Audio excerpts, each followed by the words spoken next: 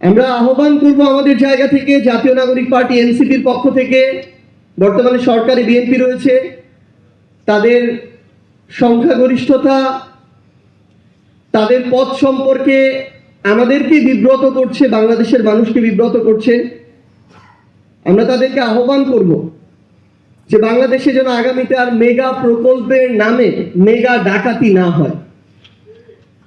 বাংলাদেশে যেন আপনারা কিংবা অন্য যে কেউ ক্ষমতায় টিকে থাকার জন্য কোনো ঠিকাদারকে যেন কোনো ধরনের ক্যাপাসিটি চার্জ দিতে না হয়।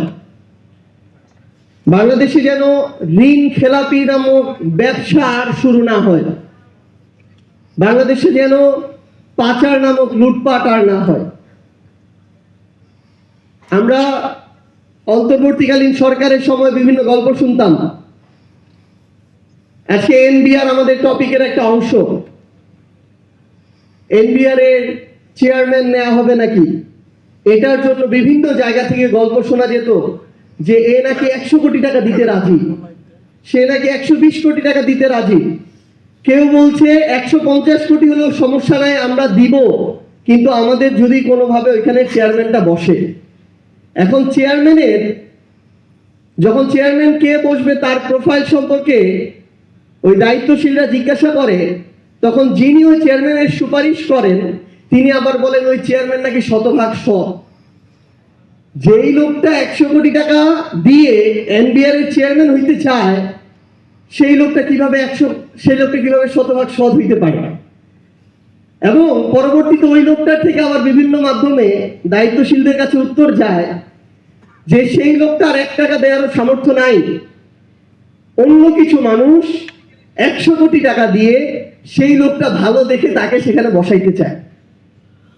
তাহলে একবার চিন্তা করেন যে ওই মানুষটাকে যারা এই টাকাটা দিয়ে বা ইনভেস্ট করে সেখানে বসাবে, তারা সেখান থেকে দেশের মানুষের রাজস্বের কত হাজার হাজার কোটি টাকা লুটপাট করবে, দেশকে বঞ্চিত করবে।